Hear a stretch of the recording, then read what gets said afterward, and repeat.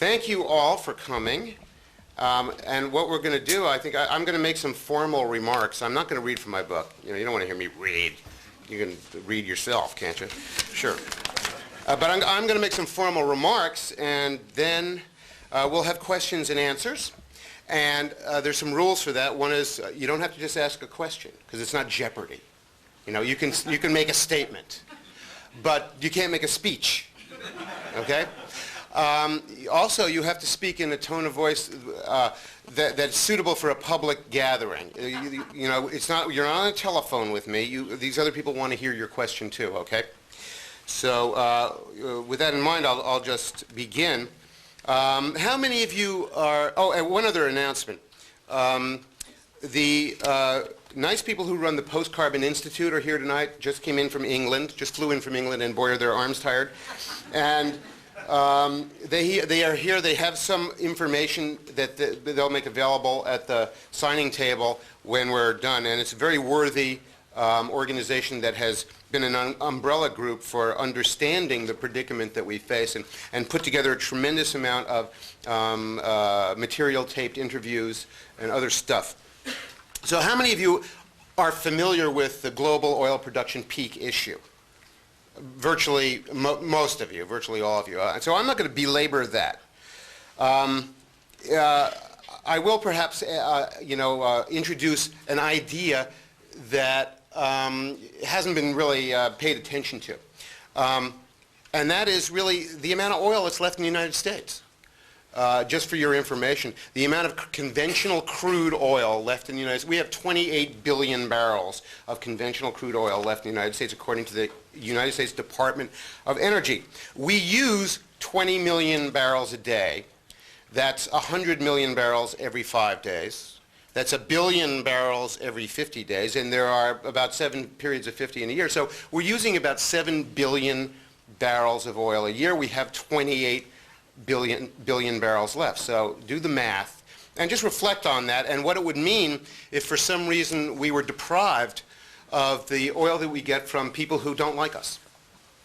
And think about that. The global energy predicament is going to change everything about how we live. And there are a couple of things that I've noticed lately that I want to bring to your attention. And I call them the psychological impediments that seem to now be embedded in our collective imaginations that do not enable us to think coherently about the problems that we face. And one of them I call the Jiminy Cricket syndrome. And that's the idea that when you wish upon a star, your dreams come true. And that's mostly what we're doing, you know. And that comes pretty clearly from some things that, that are self-evident about, most of us have been bombarded by television commercials our entire lifetimes. And that's what that's all about, wishing for things. It partly comes from the Spielberg movies. But wishing is not something I would want to deprive people of doing. I think it's important to wish. It's important to aspire to stuff and to want to accomplish things. But if all you're doing is wishing and not acting, that becomes a problem in your life individually and collectively as a culture. The second thing that is a big problem for us is what I call the Las Vegasization of the American mind. And that is sort of the source of that, or the essence of that is the idea that it's possible to get something for nothing. And that's a dangerous idea, especially for a culture, for a society, because it doesn't comport with reality, among other things. And it tends to defeat all earnest efforts to actually accomplish something or to face a problem and to do anything, to act. And you combine the Jiminy Cricket syndrome and the Las Vegasization of the American mind, and you've got a real collective problem. And I think that's partly responsible for our inability to even have a coherent public discussion about this tremendous problem we face. Another question I think that is appropriate to ask is, where is the leadership on this issue? We have no political leadership, business leadership, and barely any science leadership on the issue of the global oil predicament. I think that there's another thing that's responsible for that politically, and in terms of business, we can explain it. You know, the dirty secret of the American economy for the last 20 years is that it's all about the creation of suburban sprawl. In other words, suburban houses, mixed strip malls, etc. The furnishing of suburban sprawl, the accessorizing of suburban sprawl, and the servicing of suburban sprawl. And if you subtract that from the economy, then there's not a whole lot left besides fried chicken and open heart surgery. And so our leaders are reluctant to broach the subject, and we saw this very clearly with Al Gore. You know, I had been and continue to be associated with the new urbanist movement for the last 12 years, and I knew these guys personally, the founders of the organization, the Congress for the New Urbanism, and they were briefing Al Gore 3 times a year for 8 years. You know, and when the time came for him to run for president in 2000, he didn't touch this subject with a stick. Because he was afraid of offending the home building industry, so-called, and indeed the more than half of the American people who actually live in suburbia. He didn't want to diss them and their way of life. But the fact is, you know, whatever you think, it's kind of an interesting thing, because for the last 10 years there's been this idea that the only reason we have suburbia is because people like it, and it's good because people like it. It's, you know, what the Jesuits used to call casuistry. It's good because people like it. But I think the truth of the matter is that the suburban project can be described as the greatest misallocation of resources in the history of the world. And that has led to yet another psychological impediment in our group thinking. And that is the psychology of previous investment. The psychology of previous investment. The idea that you've invested so much of your personal wealth and your collective wealth as a nation, as a state, or a municipality, or a community. You've invested so much of it in this infrastructure of daily living that you can't even imagine letting go of it, or even reforming it. And so that prevents us from even thinking about what might happen, what might be the destiny of this way of life, and all of the equipment that we've created to run it. Excuse me. I think that one of the chief characteristics of the suburban project for the last, you know, since the end of World War II, is that it really has no future. And that's the fact that it has no future has been the reason that it lends itself to ridicule, because it's been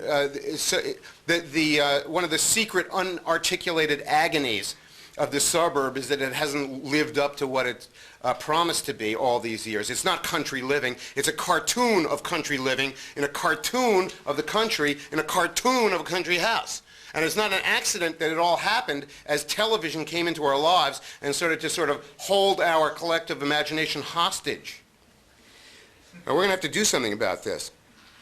And, you know, people sometimes complain that, you know, I come in, blow into a town and do a talk and say, oh, you're so pessimistic. Can't you nourish us with solutions? Where are your solutions? And, you know, I'm not a doctor. I don't prescribe. You know, I can't give you 100 milligrams of you know, alternative fuels. What I can do is give you, I think, you know, a reasonable picture of what to expect and an idea of what a reasonable response to this predicament of the long emergency, as I call it, is going to be. And that response is that we are going to have to downscale and rescale and right-size and resize virtually all of the regular activities of our life and our culture. And that means we're going to have to reorganize agriculture, everyday commerce, schooling, the way we live in relation to each other, all of these things. It's a tremendous project. It's really the great task of our time. And we haven't even begun it. And one of the reasons, you know, one of the reasons that we ought to be disappointed with the leadership is that there are some things we could have begun to do and we haven't. You know, I didn't hear John Kerry say a word about restoring the passenger railroad system in this country. You know, nothing would do more quickly to make a difference in our petroleum use than if we restored the passenger rail system in this country. Wouldn't be a very difficult project to do. We don't have to reinvent the choo-choo train. The rights of way are all there still, waiting to be reoccupied. You know, some of them have been paved over for bike trails, but we can use them again and have bike trails next to them. We can do that. It's a project that would help Americans to feel more confident about facing the future. And the fact that none of our political leaders has talked about it tells you how unserious we are.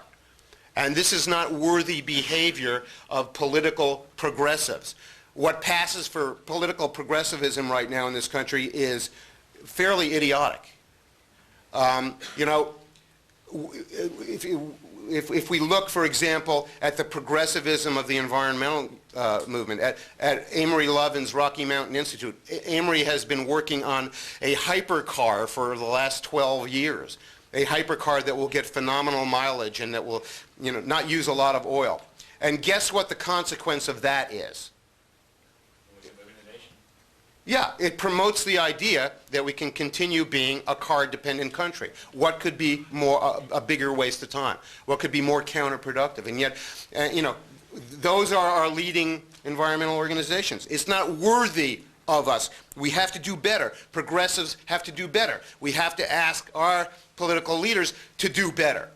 We have to, you know, we have to be there when John Kerry or Al Gore or Hillary Clinton or whoever is there and say, why aren't you doing anything to restore the American passenger rail system, among other things? We're going to have to downscale, rescale everything. The cheese doodle and Pepsi-Cola formula for agriculture is not going to be working very well for us into the 21st century. We're probably going to have to grow more of our food closer to home. And there are tremendous implications for this. Implications even for people like the promoters of alternative fuels. And I had a kind of a wrestling match a few weeks ago by email with the biodiesel enthusiasts. They were ticked off at me because I dissed them at a college lecture in Middlebury. And they couldn't believe it. Why are you against us, dude? I'm not against them, really, but you know, when I started to explore the subject with them and realized what they weren't paying attention to, you know, basically the idea is we're going to devote a lot of cropland to growing these vegetable oil-producing plants, and then we're going to run the interstate highway system on it, right? Okay. So I said, you know, are you guys aware that industrial agriculture is probably not going to be doing too well in 20 years? And they said, well, yeah, sort of, dude. And I said, well, you know, one of the consequences of that is we're probably going to have to devote more cropland to growing crops for human beings because our crop yields will go way down when we're not pouring oil and natural gas on the soil to grow corn for Cargill. And they said, oh, like, you know, they're not thinking about it. You know, we're probably going to be using more working animals. And I don't know how, you know, how many more, maybe 2%, maybe 5%, maybe 7%, maybe 20%. We don't know. But they require a lot of acreage. You have to grow food for them, too. So, you know, I don't think we're thinking through the consequences of this. One of the consequences of the long emergency, and it's a rather unappetizing thing. There are going to be a lot of losers produced by this period of history, a lot of economic losers. They're going to be very angry. They're going to be full of grievance and resentment. They're going to be bewildered about the loss of their entitlements to the American dream, to the promise of the drive-in utopia will be withdrawn from them and all of its perks. And they'll be ticked off. Many of them may end up working in agriculture, you know? They may, because we're going to have to grow more food locally, and it is probably going to have to be more labor intensive. we're going to have the return of a class of people we haven't seen in this country for a long time. Native-born, agricultural, laborers, and workers of different kinds. And we can't predict what the social relations are going to be between those workers and those disappointed, formerly middle-class people. That's the name of this new group of people, the formerly middle class. And we don't know what the social relations are going to be between them and the people who own the land, and whether they'll continue to be able to own the land, because that's generally, historically, a recipe for a lot of social unrest and even revolution. And America is not so exceptional that we're immune to the tides of history. But, the Jiminy Cricket syndrome and the idea that you can get something for nothing has been very disruptive and made it really impossible for us to think straight. No combination of alternative fuels or systems for running them is going to allow us to run Walt Disney World, the interstate highway system, and America really as we're accustomed to running it, or even a substantial fraction of it. Not even a substantial fraction, not yet. Later. First we do this, then we do that.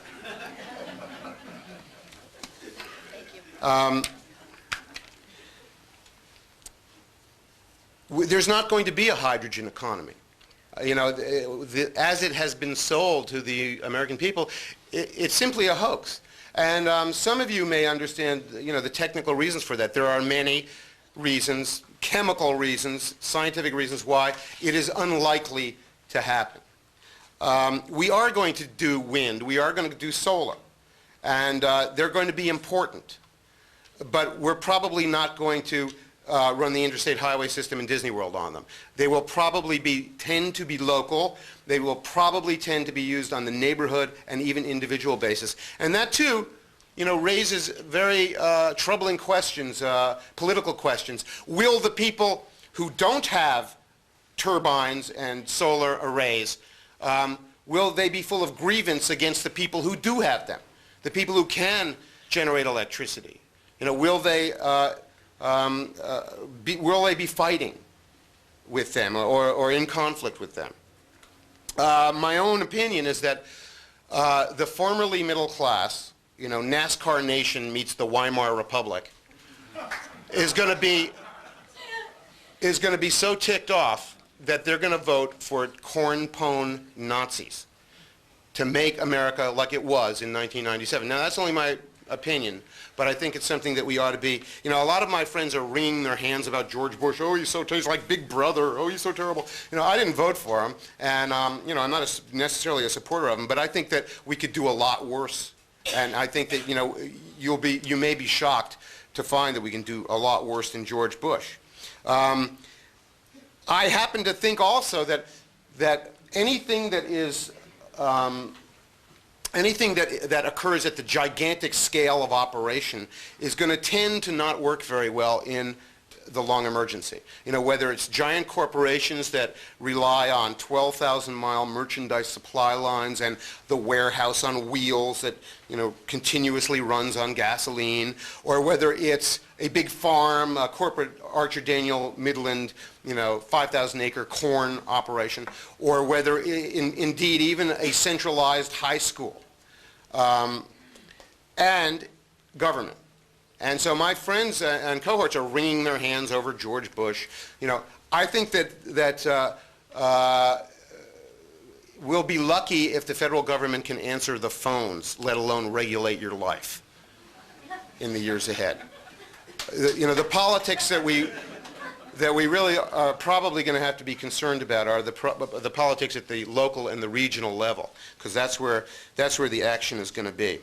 We are going to have to rebuild those local networks of economic interdependency that were systematically destroyed by the locust plague, the swarm organism of Walmart and Target and the national chain retail stores. And by the way, the American people were fully complicit in the destruction of their towns. They weren't passive victims. And I've been involved in many a Walmart battle over the United States, and every one of those battles has a contingent of local people who want Walmart. You know, they want bargain shopping. They want to save $7 on a hairdryer, and they don't care if they throw out $600,000 or $6 million of their civic life and civic amenity to save those $7. We're going to have to reorganize those local networks. It is going to be very difficult. It's going to be a tremendous assignment for us. And of course, we're going to have to make some big changes in how we live and where we live. I tend to think that the smaller towns and the smaller cities are going to do better than the larger cities. I think that the larger cities are exactly what they seem to be. They are products of the hypertrophy of the 20th century, fed by the nutrient medium of cheap oil. And the cities tend to be overburdened with mega structures and skyscrapers and things that we really don't know whether we can run these things. Skyscrapers and mega structures, even 10-story apartment buildings, are experimental building forms that have only been with us in the fossil fuel age. And we have to be particularly concerned about the depletion of natural gas. Because you know, that's how many of our megastructures are heated in that part of the country where that's necessary. And you know, you can't have space heating in a 12-story or 30-story apartment building. You can't just heat a few rooms, stay warm there, because the whole idea of modern plumbing depends on being able to heat an entire building. You know, if it's 30 degrees in one part of the building and the pipes burst, that's pretty much it for the whole building. So, you know, many of our cities, by the way, and this is self-evident, are in an advanced state of decomposition already. You know, if you go around the country, as I do, and you see places like Kansas City and Detroit and St. Louis and Milwaukee, you know, you see what has happened to our cities. The geopolitics that we face are also daunting. There are some people who seem to have gotten the idea lately that I'm a supporter, that I'm a cheerleader for the Iraq War.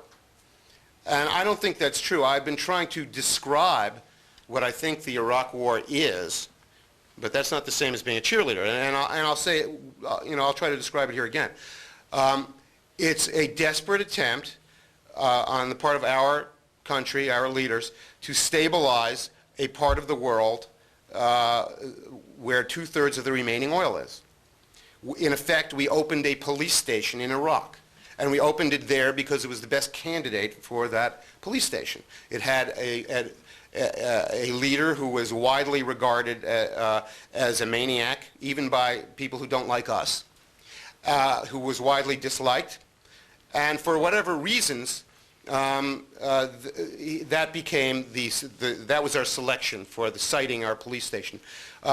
Secondarily, we embarked on the Iraq adventure in order to modify and influence the behavior of two important neighbors, Iran and Saudi Arabia. And that's what it was about. The real question is, how long can we remain there? How long can we occupy unfriendly countries? And how much unfriendlier will they become while we're occupying them? And how many can we occupy at a time if we have to? And I think that that is a project that we can't feel confident about. Sooner or later, we're going to have to not be there anymore, and whether it's 18 months or 3 years or 6 years, or, you know, you pick the figure. Whatever it is, isn't really a long time. And what happens when we withdraw? You know, and also, to step back a little bit, how much of a state of exhaustion and bankruptcy will we find ourselves in as that occurs? Because that will happen to us. You know, as incrementally we lose 5 American soldiers' lives a week, you know, every week, grinding on 52 weeks a year for 36 months, 6 years, whatever it is. That will be a that will be a process of attrition. So sooner or later we may face the prospect of withdrawing from the Middle East and not facing the prospect of not being able to control those unfriendly nations. What happens then? Do we lose our access to that oil, to even being able to buy it? Maybe. Maybe. And what happens when that what happens then when we are back with our 28 billion barrels or maybe 24 billion or maybe 19 billion barrels of conventional crude oil that we have left, that we're still burning at the rate of $7 billion a year? Because I'll tell you something else. The people in Dallas and Atlanta and Houston and Northern Virginia and Southern California and Washington State are not going to stop driving.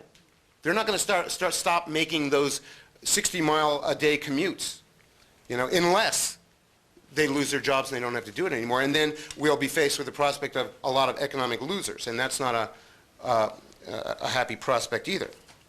I have friends back where I come from in upstate New York who are, very anti-war. I have to ask them politely to take the bumper stickers off their SUVs that say "War is not the answer." Some of them I've actually, I had to come out and say, by the way, war is the answer. It's the answer for you. Get used to it. What happens with China? China, two-thirds of the remaining oil is in the Middle East, and another substantial portion of it is in Central Asia, in particular the former Soviet republics, Kazakhstan. China can walk into Kazakhstan if they want, and they may, because they're more desperate for oil, arguably, than we are. They actually have less of it, and they are still undergoing economic growth in the conventional sense of the industrial sense of it. Are we going to have a land war with China in Asia? That's not a project we can feel confident about. So, these things have tremendous implications for us. And I think that the only thing that we reasonably can do is prepare to live differently in this country. We have traditionally been a brave people and a generous people and an earnest, hard-working people who did not expect to get something for nothing, who did not believe that life was just a matter of buying lottery tickets. We actually had to act and do things and make things happen. And, for a couple of decades now, I think we've sort of lost that. But it doesn't mean we can't recover it, and I think we may. I'm actually not pessimistic. I'm actually a rather hopeful, cheerful person. I think that there will be many benefits to the hardships that we face. And it may allow us to become a more serious people again, and people who are engaged in work that is meaningful with other people who are close to us, in communities that are meaningful to us. And we will not be expending all of our spiritual energy sustaining a set of ideas that are only pernicious and ultimately militate against everything that evinces living in life, and not being caught up in what has really become a culture of death apart from even the question of war. So I'm going to throw this open now to discussion and argument and questions, and we'll see how that goes. And I'm going to depend on the people who run the bookstore to tell me when it's getting time to close it down. Okay, Jim?